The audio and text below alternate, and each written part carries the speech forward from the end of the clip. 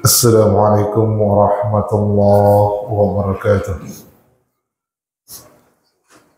Innal hamdalillah nahmaduhu wa nasta'inu wa nastaghfiruh wa na'udzu billahi min shururi anfusina wa min sayyiati a'malina.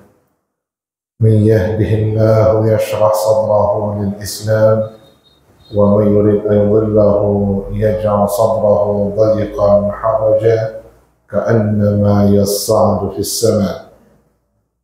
Ashhadu an la ilaha illallah wahdahu la syarika lah wa ashhadu anna Muhammadan 'abduhu wa rasuluh la nabiyya ba'da. Allahumma salli wa sallim wa barik ala Muhammad wa ala alihi wa sahbihi wa man tabi'ahum bi ihsanin ila yaumiddin, amma ba'd. Kaum muslimin, kaum muslimat rahimakumullah, puji dan syukur kehadirat Allah Subhanahu wa taala yang masih memberikan kepada kita nikmat iman serta Islam. Kemudian salawat beriringan salam kepada junjungan kita Nabi Muhammad sallallahu alaihi wasallam. Kaum muslimin, kaum muslimat, hadirin dan hadirat rahimakumullah, dalam hadis muttafaqun alaih disepakati oleh Imam Al-Bukhari dan Imam Muslim, ya kesahihannya, dan mereka riwayatkan dalam kitab sahih mereka, Rasulullah sallallahu alaihi wasallam telah bersabda, al-bayyi'ani bil khiyar ma lam yatafarraqa fa in sadaqa wa bayyana burika lahuma fi bai'ihima wa in katama wa kadzaba muhiqqat warqatu bai'ihima. Rasulullah sallallahu alaihi wasallam bersabda, dua orang yang berjual beli haruslah bebas memilih, alias mereka berada dalam masa khiyar, tawar menawar, apakah akan dilanjutkan atau dibatalkan atau disepakati harganya dan lain sebagainya. Malam yatafarraqa, ya selama mereka belum berpisah dari tempat akad. Fa in sadaqa, jika pihak penjual dan pembeli jujur, wa bayyana, dan saling memberikan penjelasan, burika lahuma fi bai'ihima, diberkahilah keduanya dalam jual beli tersebut.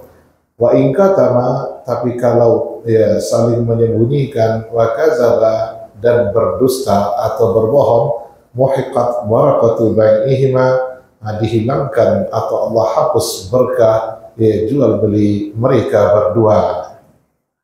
Rasulullah sallallahu alaihi wasallam mendorong dan mewajibkan kaum muslimin untuk jujur, berkata sesuai dengan kenyataan di dalam kehidupan mereka sehari-hari. Jujur dalam masalah akhirat, begitu juga jujur dalam masalah dunia. Rasulullah mengatakan dalam hadis muttafaqun alaih juga, inna sidqa yahdi ilal bir wa innal birra yahdi ilal jannah. Sesungguhnya jujur itu menunjukkan kepada kebaikan, dan sesungguhnya kebaikan akan mengantarkan pelakunya ke dalam surga. Nah, di dalam kehidupan sehari-hari, kalau kita tidak menjadi pembeli, kita bisa menjadi seorang penjual atau menjadi perantara antara pembeli dengan penjual. Nah, di dalam jual beli, Nabi katakan mereka punya hak untuk khiyar. Khiyar ini artinya tawar-menawar, bebas memilih, tidak ada yang dipaksa dalam jual beli tersebut, baik penjual maupun pembeli. Nah, semua itu untuk memastikan apa yang kita dapat dari saudara kita itu memang berdasarkan kerelaannya, dan apa yang kita tetapkan harga itu memang dipercaya sehingga dia rela memberikan harga sekian, maka jangan ambil dari saudaramu kecuali apa yang diridainya. Nah, sekalipun kita suka sama suka, tetapi ada yang merasa terpaksa walaupun sedikit saja, maka bisa dihapus berkah dari jual beli yang kita buat. Nah, kalau penjual berdusta, yang pembelinya jujur, atau sebaliknya pembelinya jujur, penjualnya pendusta, maka akad yang kita buat tidak diberkahi oleh Allah Subhanahu wa taala. Nah, seperti penjual yang memakai sumpah palsu untuk melariskan dagangannya atau memakai dusta-dusta yang lainnya agar dapat keuntungan, maka semuanya itu hanya akan menghabiskan berkah dari harta yang dia dapatkan. Al-hilful khazib ya munfiq lisir'ah wa muhbit lil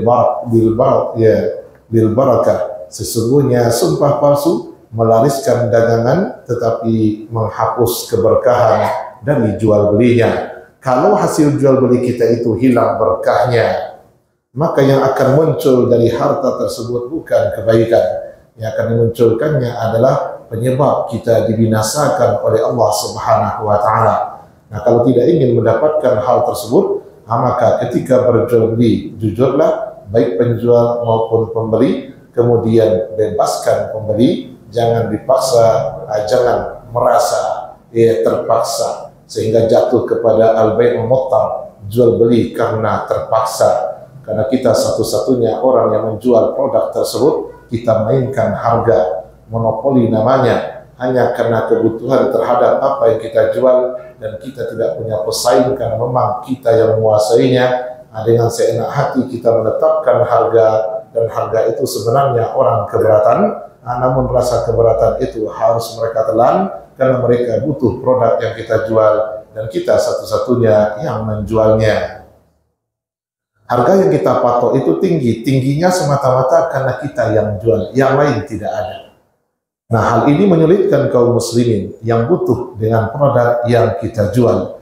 Nah, kalau sudah menyulitkan kaum muslimin dalam memenuhi kebutuhan pokoknya, dalam kebutuhan sehari-hari, nah kita sudah dianggap orang yang menzalimi saudara kita sendiri. Tapi kalau harga yang ditetapkan itu sesuai dan wajar, tidak dimasukkan unsur karena hanya kita yang menjual, maka kita naikkan sajalah. Anda ada unsur seperti itu, maka diberkahi oleh Allah jual beli kita.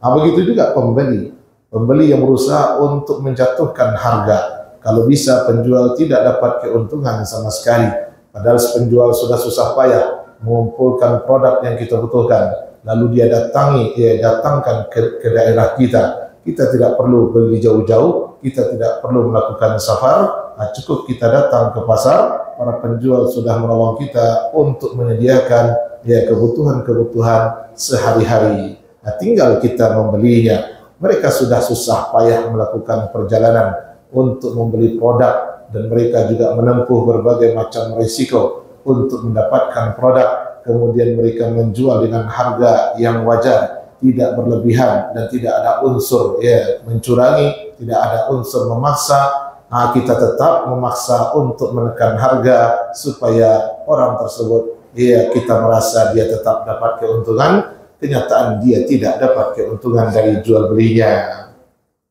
Nah, orang yang seperti ini jual belinya tidak akan diberkahi oleh Allah Subhanahu wa taala. Mungkin dirinya menyangka dia pandai untuk membeli, hanya santiang kalau untuk membeli, bisa tidak mengecek penjual dibuatnya, karena santiangnya menawar. Nah, itu bukan santiang menawar, tapi santiang menzalimi. Nah, oleh karena itu Bapak dan Ibu, masing-masing punya aturan, masing-masing punya tanggung jawab. Kata Nabi SAW, selama penjual dan pembeli belum berpisah dari tempat akadnya, maka selama itu penjual bebas memilih akan melanjutkan akad, kemudian pembeli juga bebas memilih akan melanjutkan atau membatalkan akad. Nah, ketika dua orang tersebut sedang nego atau sedang berunding melanjutkan atau tidak melanjutkan akad, pihak lain jangan mengganggu, pihak lain tidak boleh menyerobot. Yang sesama penjual jangan panggil pembeli itu kalau belum selesai dengan saudara kita yang menjual yang pertama.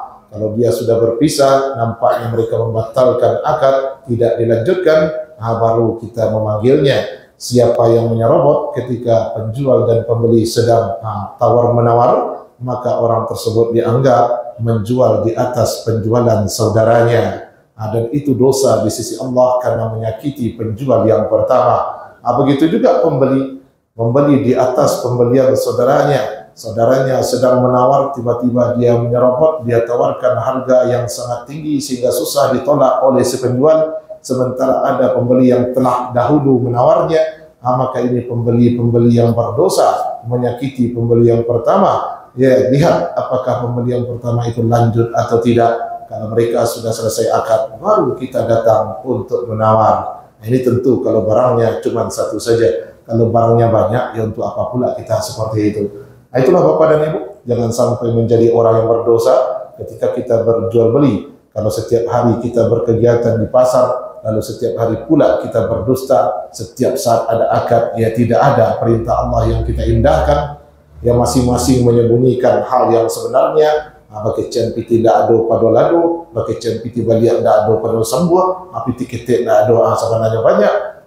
Ya, tujuannya untuk mendapatkan keuntungan lebih. Orang beli 1 kilo, dia sengaja lebihkan 1 kilo 3 on.